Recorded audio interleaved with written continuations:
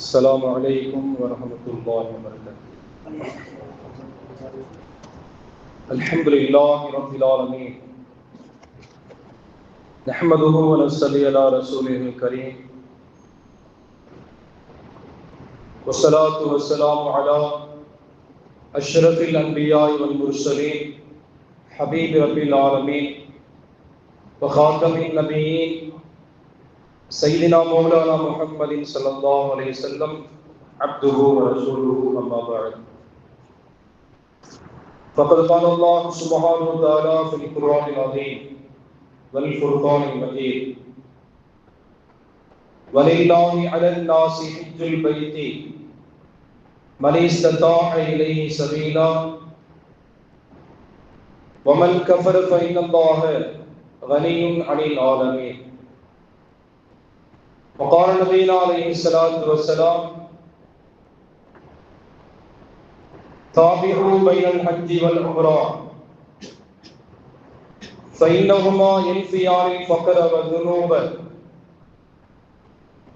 كما ينفي الكير خبث الحديد والذهب والفضة أو كما قال عليه الصلاة والسلام.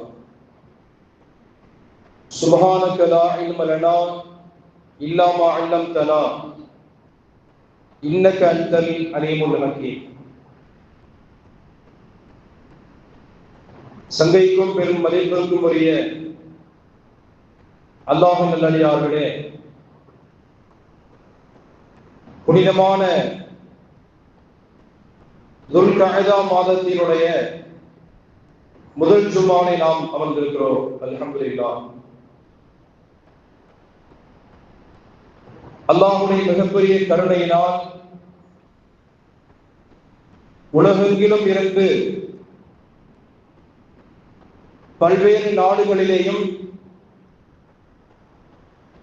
திரு மக்கமா நகரத்தை நோக்கி ஹாஜிகள் சாறை சாறையாக தங்களுடைய பாரக்கான புனிதமான பயணத்தை, ஹஜ்ஜிற்கான தங்களுடைய பயணத்தை ஹாஜிகள் துவங்கி இருக்கிற இந்த வேளையிலே, அதிலே குறிப்பாக நமது இந்திய தேசத்திலிருந்து பல்லாயிரக்கணக்கான ஹாஜிகள் இங்கிருந்தும் புறப்பட்டு செல்கிறார்கள். இவ்வாறு சில தடைகள் படகுகளுக்கு ஏற்பட்ட காரணத்தினாலே அவர்கள் அங்கே ஹஜ்ஜுக்கு செல்ல முடியாத நிலை ஏற்பட்டாலும் அதற்கான சவாபுகளை, நன்மைகள் எல்லாவற்ற தந்தை ஆகுவான் என்பதில் எவ்விதமான சந்தேகம் இல்லை. இவ்வாண்டு தடைப்பட்ட மக்களுக்கும் அல்லாஹ் சுப்ஹானஹு வ தஆலா வரக்கூடிய ஆண்டிலேயும் அந்த வாக்கியத்தை அல்லாஹ் நிறைவேற்றி தந்திருவானா. உலகெங்கிலும் உள்ள மக்கள் அனைவரும் ஹஜ்ஜுக்கு புறப்பட்டு செல்கிற இந்த பாக்கியமான பரக்கத்து மிகுந்த இந்த பயணத்தை, ஹாஜிகளுடைய இந்த பயணத்தை அல்லாஹ் லேசாக ஆக்கி சலாமத்தான முறையில் அவர்கள் தாயகம் திரும்புகிற பாக்கியத்தையும், பல்வேறு இடங்களிலே ஹஜ்ஜுடைய கிரீகைகளை சிறப்பாக செவ்வனே நிறைவேற்றி தத்தமது தாயகம் திரும்புகிற பாக்கியத்தை அல்லாஹ் நசீபாக ஆக்கி தந்துள்ளார். பாக்கியங்களிலே சிறந்த பாக்கியம் என்பது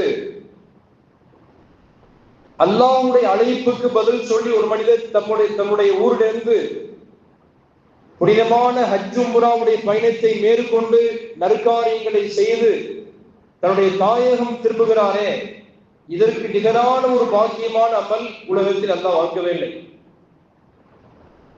இமாம் சுஃபியான் சௌரி ரஹ்மத்துல்லாஹி அவர்கள் 50 ஆண்டு காலம் தொடர்ந்து ஹஜ் செய்தார். வரலாற்றை பதிவு செய்கிறார்கள்.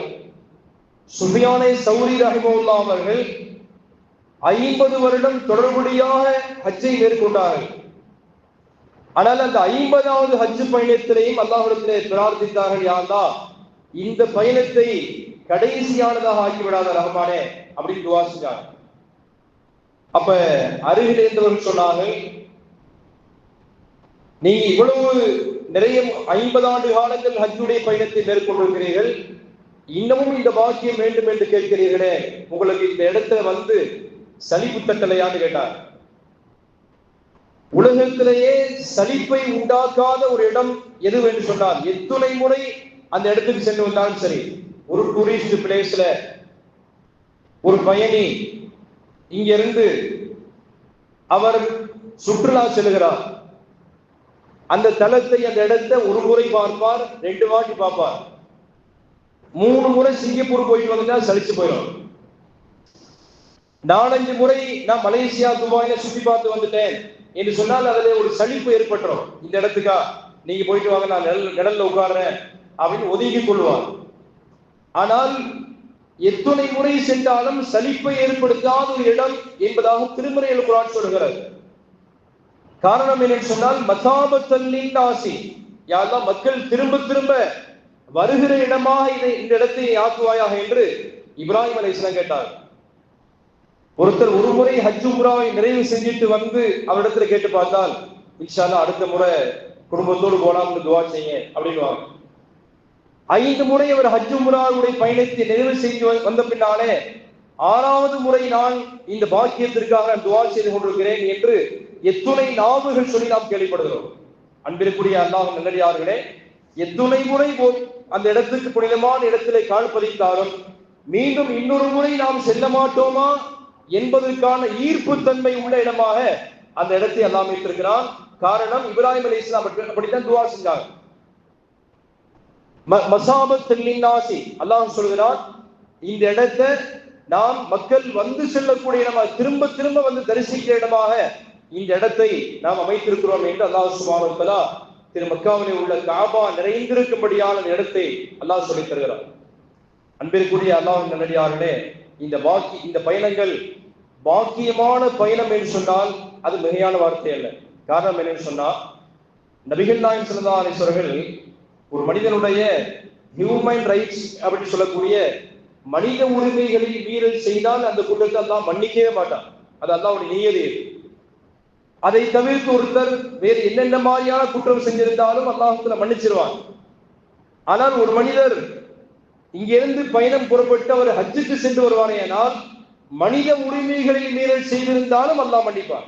அந்த இடம் அப்படிப்பட்ட இடம். அது நபிகள் நாயகம் ஸல்லல்லாஹு அலைஹி வஸல்லம் அரஃபா பெருவழியிலே ஹாஜிகள் அரஃபாவில் தங்கியிருக்கிற வேளையிலே அல்லாஹ்விடத்தில் மன்றாடி பிரார்த்தனை செய்தார்கள், யா அல்லாஹ், பல்வேறு நாடுகளில் இருந்து ரப்பே அந்த புனிதமான ஹஜ் பயணத்தை மேற்கொண்டு சிரமேற்கொண்டு நிறைய சிரமத்தை எல்லாம் சந்தித்து ஹாஜிகள் இங்கே வருகிறார்கள், யா அல்லாஹ், அவர்கள் முழுமையான முறையில் பாவங்கள் துடைத்தெறியப்பட்டு யா அல்லாஹ் அவருடைய உள்ளங்கள் குடம்போட்டு தங்கங்களாக மாற்றப்பட வேண்டும் யா அல்லாஹ் என்று அல்லாஹ்விடத்தில் பிரார்த்தனை செய்தார்கள்.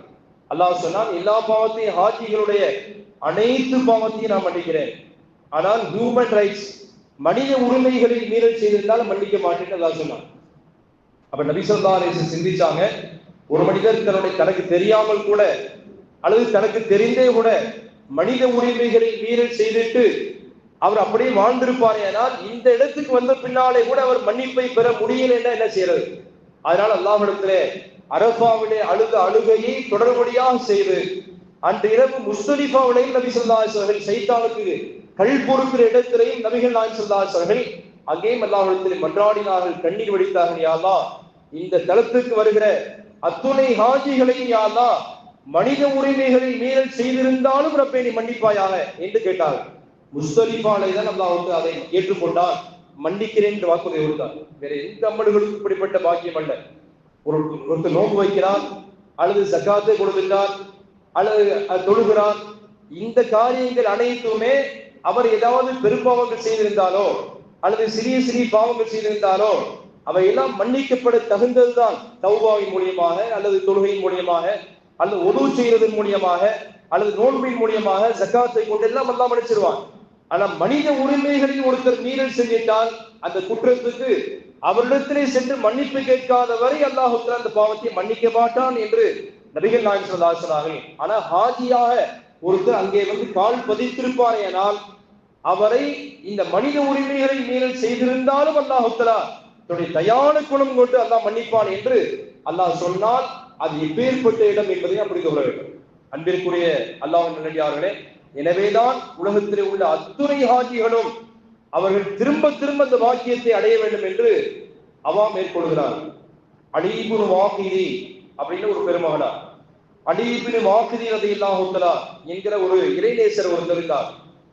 அவங்க பல்வேறு தருணங்களிலே நிறைய உம்ராக்கள், நிறைய தவாஃபுகள், நிறைய ஹஜ் எல்லாம் பண்ணிட்டு ஒரு முறை காபாவுக்கு அருகிலே அவர்கள் அல்லாஹ்விடத்தில் பிரார்த்தனையிலே கண்ணீரோடு துஆ செய்து கொண்டிருக்கிறார்கள். யா அல்லாஹ், நான் இத்தனை முறை நான் தவாஃப் சுத்திட்டேன், உன்னுடைய ஆலயத்தை பல்வேறு தருணங்களிலே தவாஃப் சுத்துகிற பாக்கியத்தை ரப்பே எனக்கு நீ வழங்கி இருக்கிறாய். நிறைய உம்ராக்கள் செஞ்சிருக்கிறேன், நிறைய ஹஜ் எல்லாம் பண்ணியிருக்கிறேன். இந்த அத்துணை அமல்களும் ரப்பே நீ என் மீது பிரியத்தினால் ஏற்பட்டதுதானா என்று கேட்டாங்க. யா அல்லாஹ், இது எல்லாத்தையும் ரப்பே நீ ஏற்றுக்கொண்டு விட்டாயா என்று அல்லாஹ்விடத்துல கேட்டார்கள். அவர்கள் அழுகையினுடைய மேலீட்டினாலே கண்ணயர்ந்து சற்று அப்படி அமைதியாக தலை தொங்கிய நிலையிலே சற்று ஆழ்ந்த தூக்க நிலைக்கு சென்றார். திடீரென்று ஒரு அசரீரி சப்தம் கேட்டது. யா அலி இப்னு வாக்கிதி, அலி இப்னு வாக்கிதி அவர்களே, ஹல் ததுஉ இலா பைத்திக மல்லா துஹிப்பு. அது அல்லாஹ்வுடைய வார்த்தை.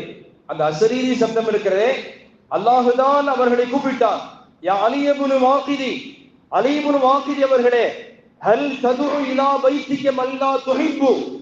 உங்களுக்கு விருப்பமில்லாத ஒருத்தரை உங்களுடைய இல்லத்துக்குள்ளாலே நீங்கள் அழைத்து செல்வீர்களா? அது எப்படி சாத்தியம் இல்லையோ, நான் விரும்பாத ஒருத்தரை என் இல்லத்துக்கு நான் அழைக்க மாட்டேன் என்று அல்லாஹ் தஆலா சொன்னான். திடீரென்று கண் விழித்து தேம்பி எழுந்த அவர்கள், ரப்பே நீ ஏற்றுக்கொண்டதுக்கான அடையாளத்தை நான் புரிந்து கொண்டேன் அல்லாஹ் என்று அவர்கள் மென்மேலும் அல்லாஹ்விடத்தில் இந்த பாக்கியங்களுக்காக அவர்கள் பிரார்த்தனை செய்து துஆ செய்தார் என்று பார்க்கிறோம். எனவே பாக்கியமான பயணம் இதுவென்று சொன்னால் ஹஜ் உம்ராவுடைய அந்த பயணங்களை தவிர வேறு உலகத்திலே எவைகளும் நன்மை தரும் பயணமாக இல்லை என்று சொன்னால் மிகையானதல்ல, மேலானதல்ல. நபி ஸல்லல்லாஹு அலைஹி வஸல்லம் 3 பள்ளிவாசல் இருக்கிறது. ரசூல் ஸல்லல்லாஹு அலைஹி வஸல்லம் சொன்னாங்க, 3 பள்ளிவாசல்கள் இருக்கிறது, நன்மையை கருதி அதற்கு செலவு செஞ்சு நீங்க தாராளமா போங்கன்னு ரசூல் ஸல்லல்லாஹு அலைஹி வஸல்லம் சொன்னாங்க. நன்மைக்காகவே. அதாவது ஒருத்தர் நம்ம இங்கே மாயவரத்தில் இந்த பள்ளிவாசல் நம்ம தொழுகிறோம், நம்ம கொரோனாவோட பெரிய பள்ளிவாசல் நம்ம தொழுகிறோம் என்று சொன்னால் இங்கே தொழுதால் எவ்வளவு நன்மை கிடைக்குமோ இதேதான் சென்னையில ஒரு விசாலமான பெரிய பள்ளிவாசலை ஒருத்தர் தொழுகிறார்.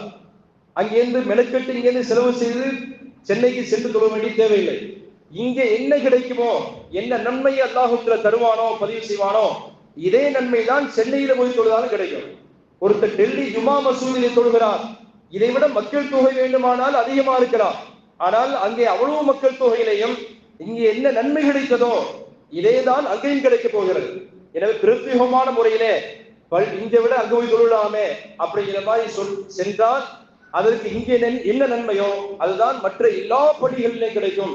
ஆனா நபி ஸல்லல்லாஹு அலைஹி வஸல்லம் லா துஷத்து ரிஹாலு இல்லா அலா ஸலாஸத்தி மஸாஜித, 3 பள்ளிவாசல்களுக்கு தவிர வேறு எதற்கும் நீங்கள் பிரத்யேகமான முறையிலே உங்களுடைய பயணத்தை செலுத்தி உங்களுடைய பொருளாதாரத்தை செலவு செய்து நீங்க செல்ல வேண்டிய தேவையில்லை என்று ரசூல் ஸல்லல்லாஹு அலைஹி வஸல்லம் சொன்னார்.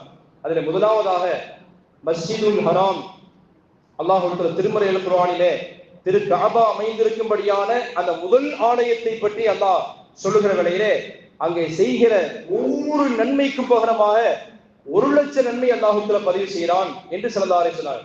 ஒரு பொதுவோடு ஒருத்தர் அந்த மஸ்ஜிது ஹராமுக்குள்ளானே காபத்துல்லா இருக்கிற அந்த பள்ளிவாசலுக்குள்ளானே தன்னுடைய அறையிலிருந்து ஒருவுடன் ஒருத்தர் 8 வைத்து உள்ளே செல்வாரேனால் ஒவ்வொரு 8க்கும் பகரமாக 1,00,000 நன்மைகள் தான் பதிவு செய்யறான். அங்கே செய்யப்படுகிற ஒவ்வொரு செலவுகளுக்கும் பகரமாக அல்லாஹ் சுப்ஹானஹு வ தஆலா லட்சோப நன்மைகளை பதிவு செய்யறான். அதே நேரத்தில் அங்கே செய்யப்படுகிற ஒவ்வொரு தீமையாக இருந்தாலும் 1,00,000 தீமை பதிவு செய்யப்படுகிறது. அப்படியான ஒரு இடம் உலகத்திலே அந்த மக்கமா நகரத்தை தவிர வேறு எந்த இடமுமே இல்லை. எனவேதான் அந்த மக்காவை குறித்து பல்வேறு பொருள்களையே சத்தியம் செய்கிற அல்லாஹ் திரு மக்காவை குறித்தும் சத்தியம் செய்கிறான். நமக்கெல்லாம் தெரியும், வல் அஸ்ரி, காலத்தின் மீது சத்தியம் அல்லாஹ் சொல்லுகிற வார்த்தை. காலம் எவ்வளவு முக்கியமானதுன்னு நமக்கு தெரியும். அதனால்தான் காலம் பொன் போன்றது, கடமை கண் போன்றது சொல்றான். அப்ப இந்த மாதிரியான காலம் போயிட்டால் திரும்ப கிடைக்காது என்று எல்லோருக்கும் தெரியுமே. ஒவ்வொரு மணித்துளிகளும் விலை மதிப்பற்றது. எனவேதான் அந்த ஆங்கிலேயன் சொன்னான், டிலே மீன்ஸ் டெத், தாமதமாக செல்வது கூட அது மரணத்துக்கு சமம் என்று சொல்கிறான். டைம் இஸ் கோல்டு, நேரம் என்பது தங்கத்துக்கு சமமானது என்று நாம் தங்கத்தை எவ்வளவு நம்ம பாக்கியமாக விலை மதிப்புள்ளதாக நம்ம கருதுகிறோமோ இது மாதிரி நேரத்தை கருதுங்கள் என்று ஆங்கிலேயன் இதற்கு பல்வேறு பெயர்களை சொல்கிறான். அப்ப அல்லாஹ் சுப்ஹானஹு வ தஆலா அந்த காலத்தை குறித்து சத்தியம் செய்து சொல்கிறான். அது மாதிரி சூரியன் அல்லாஹ் சத்தியம் செய்கிறான். வஷம்சி வல் கமரி, நிலவின் மீது சத்தியமாக, அவருடைய ஒளியின் மீது சத்தியமாக. அதே போன்று வல் கலம், பேனாவின் மீது சத்தியம். வல் கிதாப், இந்த அல்முறையில் குர்ஆன் மீது சத்தியம். இதெல்லாம் பல்வேறு சத்தியங்களை எல்லாம் சொல்லுகிறான். ஆனால் ஒரே ஒரு ஊர் மீது மட்டும் சத்தியம் செய்கிறான். லா உக்ஸிமு பிஹாதல் பலத், இந்த மக்கா கஅபா அமைந்திருக்கும்படியான இந்த மக்கமா நகரத்தின் மீது சத்தியம் என்று அல்லாஹ் சொல்கிறான். அப்படியானால் ஒரு விஷயத்தில் சத்தியம் பட்டதாக அது லேசுப்பட்டதல்ல. அவருடைய கனப்பரிமாணம் என்ன என்பதை நம்மாலே புரிந்து கொள்ள முடிகிறது.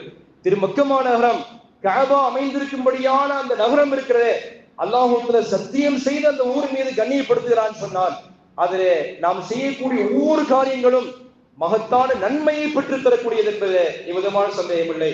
எனவேதான் நபிகள் நாயகம் ஸல்லல்லாஹு அலைஹி வஸல்லம் சஹாபாக்களிடத்திலே, யா அய்யுஹன் நாசு, மனிதர்களே, அருமையான தோழர்களே, அது புரித அலைக்குமுல் ஹஜ்ஜு, ஹஜ் உங்கள் மீது கடமையாக ஆகியிருக்கிறது என்று சொன்ன உடனே சஹாபாக்களிலே ஹாபிப் அக்ரா இப்னு ஹாபிஸ் அப்படிங்கிற ஒரு நபி தோழர் அவர் கேட்டார்கள், யார் சொல்லலாம், அகுல்ல ஆமீன், நாயகமே வருஷம் ஹஜ்ஜுக்கு போகணுமா அப்படின்னு ஆர்வம் மிகுதிலே கேட்டாங்க. சஹாபாக்களுக்கு இருந்த இந்த ஆர்வத்தை பற்றி ஹதீசுகளை நான் புரட்டி பார்க்கிற வேளையிலே அவர்கள் ஹஜ்ஜு செய்ய வேண்டும் என்கிற அந்த எண்ணம், தேட்டம், அதற்கான துவாக்கள், அதற்கான ஆசைகள் அவர்களுக்கு மட்டுமானதல்ல, கியாமத்து நாள் வரை வரக்கூடிய என்னுடைய வாரிசுகள் அனைவரும் ஹாஜியாக வேண்டும் என்று ஒவ்வொரு சஹாபாக்கள் ஆசைப்பட்டார்கள். பிறந்த குழந்தை கூட தூக்கிட்டு ஹஜ்ஜுக்கு போயிடுவாங்க, பிறந்த குழந்தை கூட தூக்கிட்டு உம்ராவுக்கு சென்றுவாங்க என்று ஹதீஸ்ல பார்க்கிறோம். என்று சொன்னால் அது புனிதமான இடம் என்பதனாலே நபி ஸல்லல்லாஹு அலைஹி வஸல்லம் 3 பள்ளிவாசலுக்கு நன்மை கருதி நீங்க செல்லலாம். அதில் ஒன்று இந்த மஸ்ஜிதுல் ஹராம் என்று சொல்லப்படுகிற திரு கஅபா அமைந்திருக்கிற அந்த ஆலயம். அதில் செய்யப்படுகிற ஒவ்வொரு காரியத்துக்கும் 1 லட்சம் நன்மை.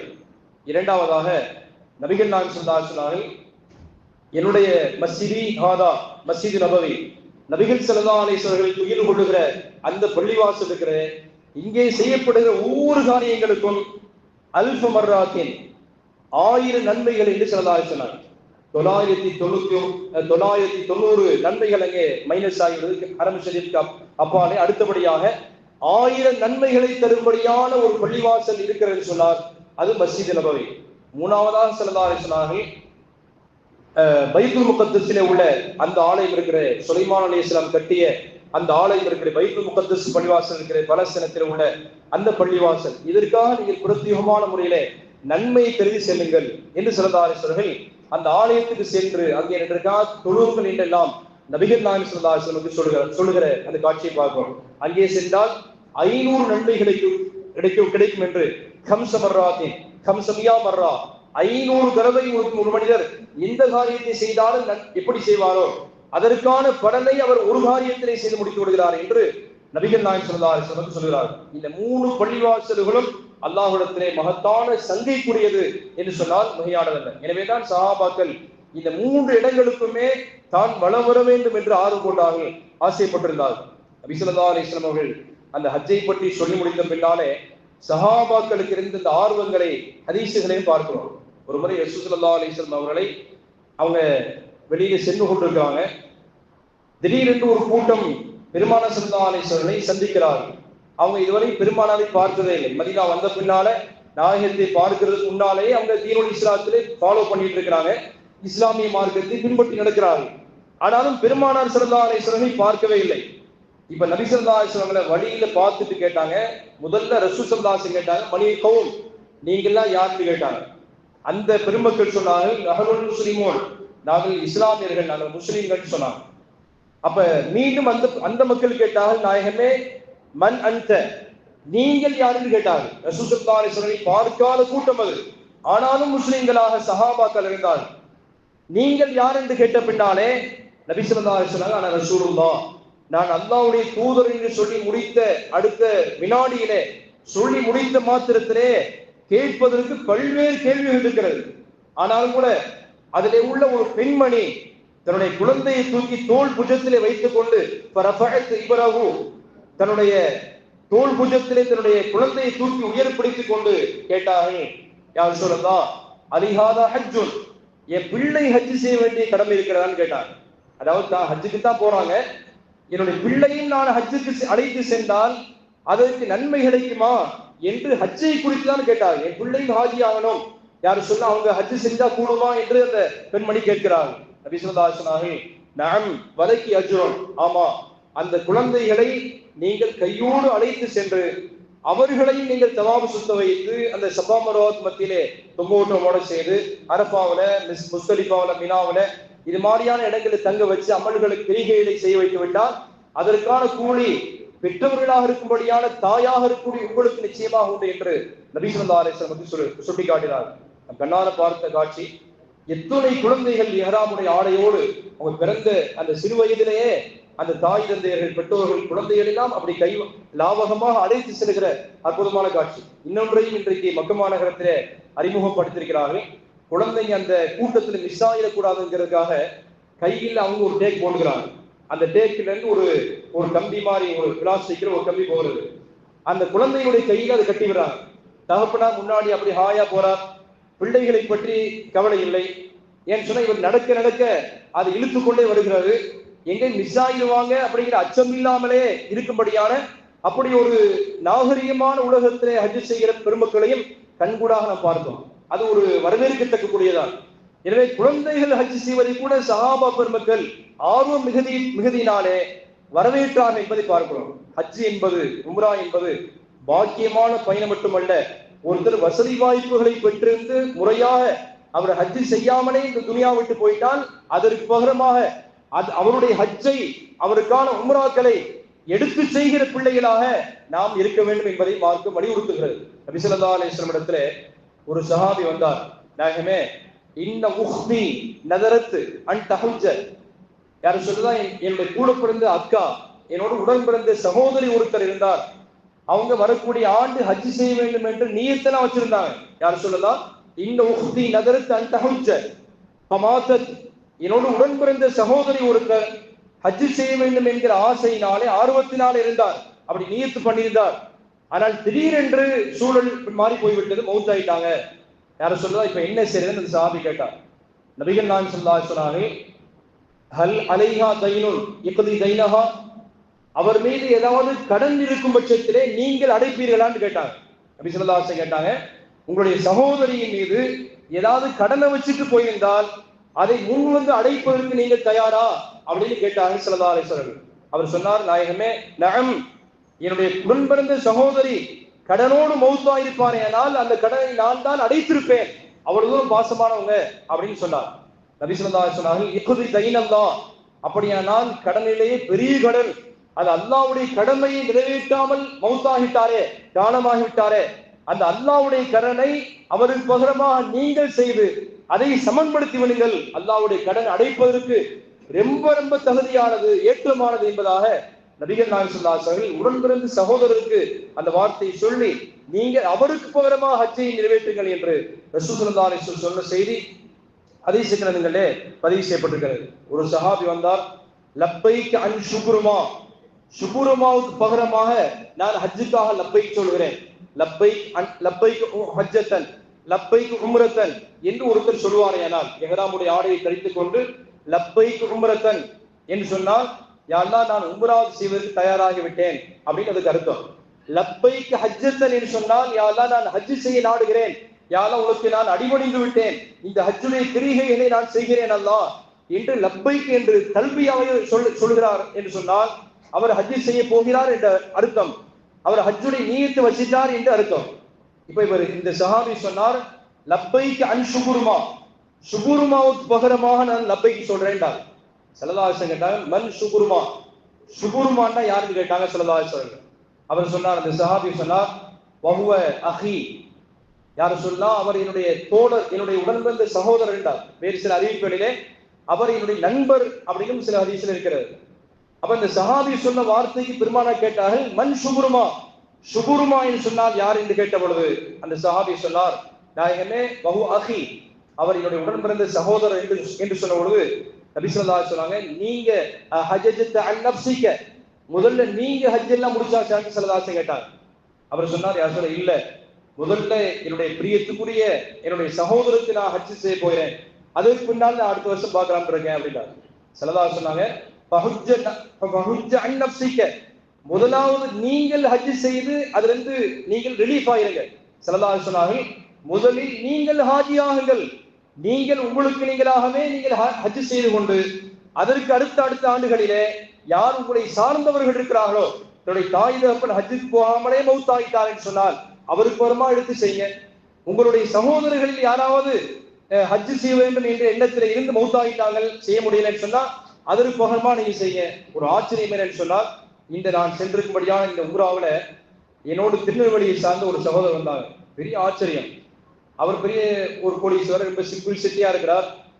அவருடைய சொந்த பணத்துல கிட்டத்தட்ட ஒரு 35 பேர் உம்ரா கழிச்சு வந்திருக்கிறார். ஒரு தனிநபர் தன்னோடு உடன் பிறந்த எல்லா சகோதரர்களையும், அவருடைய மனைவி மக்கள், பிள்ளை ஊட்டிய பேரம்பேத்திய, தன்னுடைய தாயோடு உடன் பிறந்த தாய் மாமா, அவங்களுடைய மனைவி, தகப்பனாரோடு உடன் பிறந்த அந்த குடும்பங்கள், இதெல்லாம் கணக்கு பார்த்தா எனக்குரிய 35 நபர்களை ஒரே ஒற்றை நபர் அழைச்சு வந்திருக்கிறார். இதுவரை அப்படி ஒரு வரலாற்றை நான் கேள்விப்படவே இல்லை.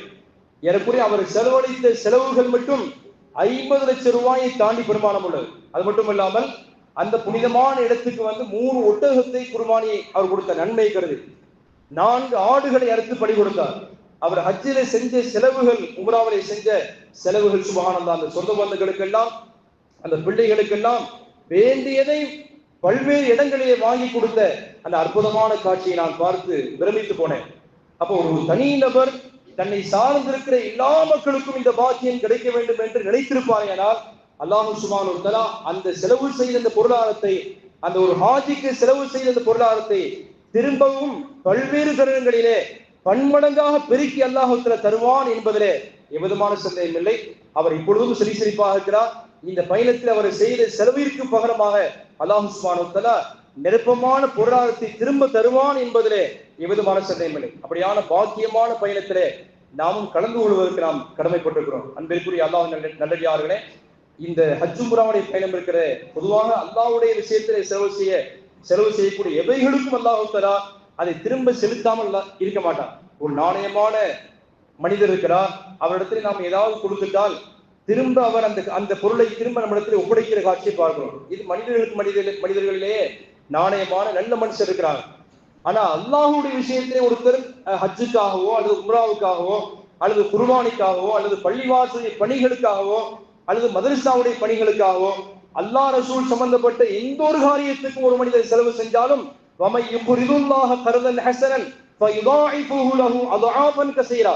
யார் அல்லாஹ்வுக்கு நல்ல அழகிய கடன் கொடுத்தாரோ அவருக்கு அல்லாஹ் சுப்ஹானஹு வ தஆலா அதை மீண்டும் பல்வேறு பலவிதமாக நெருப்பமான முறையிலே பன்மடங்காக அல்லாஹ் திரும்ப தருவான் என்று திருமறை அல் குர்ஆனில் அல்லாஹ் வாக்குறுதி தருகிறான். எனவே ஹஜ் உம்ராவுடைய பயணத்துக்காக ஒருத்தர் செலவு செய்யக்கூடிய அந்த பாக்கியமான செலவுகள் இருக்கிற அது அல்லாஹ்விடத்திலே அவன் வாங்கிய கடனை போன்று திரும்பவும் அவருக்கு அல்லாஹ் சுப்ஹானஹு வ தஆலா அதை பன்மடங்காக திரும்ப பெருக்கி தருவான் என்பதிலே எவ்விதமான சந்தேகம் இல்லை. காரணம் என்னன்னு சொன்னா, அவர் நினைச்சிருந்தா இது அப்படியே கோல்டுல இன்வெஸ்ட் பண்ணிடலாம, வேற ஏதாவது ப்ராப்பர்ட்டியில ஒரு பிளாட்ல இது போட்டுட்டா நிறைய லாபம் கிடைக்குமே அப்படின்லாம் நினைக்காம, அல்லாஹ்வுடைய அழைப்புக்கிணங்க நான் இந்த காரியத்தை செய்கிறேன் என்று ஒருத்தர் மனம் உவந்து அல்லாஹ்வுடைய பாதையிலே செல்லுகிற வேளையிலே அவர் செலவழித்த செலவுகள் அல்லாஹ்விடத்திலே கணக்கு காண்பிக்கப்பட்டு அதை மீண்டும் அல்லாஹ் சுப்ஹானஹு வ தஆலா நன்மையாக இரட்டிப்பாக அல்ல 700 மடங்கு அல்லாஹ் சுப்ஹானஹு வ தஆலா அதை திரும்ப தருகிறான் என்பதிலே எவ்விதமான சந்தேகம் இல்லை. எனவே யார் நல்ல உடல் ஆரோக்கியம் உள்ள நிலையிலே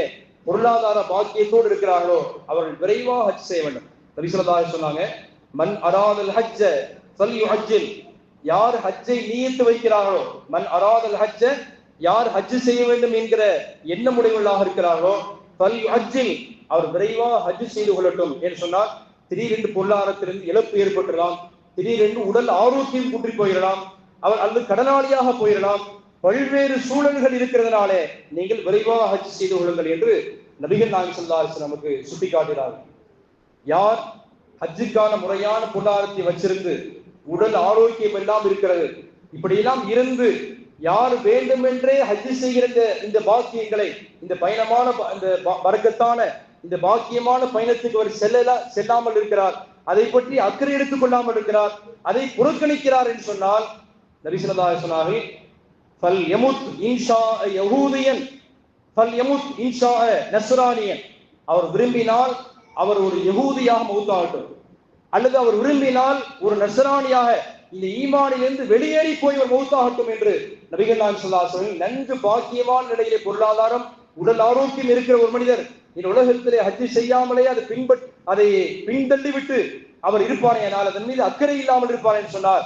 அவருடைய மரணம் ஈமானுக்கு அப்பாற்பட்டதாக இருந்தாலும் பல அலைஹி அதை பற்றி பொருட்படுத்த வேண்டியதில்லை என்கிற அளவுக்கு நபிகள் நாயகம் ஸல்லல்லாஹு அலைஹி வஸல்லம் எச்சரிக்கை விடுத்திருக்கிறார்கள். எனவே புனிதமான துல்கஅதா மாதத்திலே உலகெங்கிலும் இருக்கிற ஆத்திமார்கள் புனிதமான தலத்துக்கு செல்லக்கூடிய இந்த நேரத்திலே நாமும் அதிகமாக துஆ செய்ய கடமை பெற்றிருக்கிறோம்.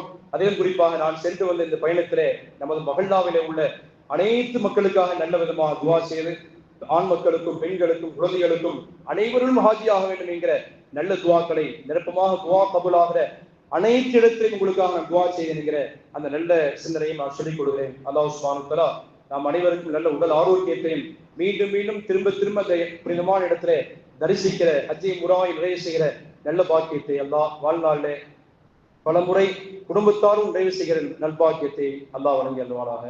வாஹிதான் அல்ஹம்துலில்லாஹி ரப்பில் ஆலமீன். அஸ்ஸலாமு அலைக்கும் வரஹ்மத்துல்லாஹி வபரகாத்துஹு.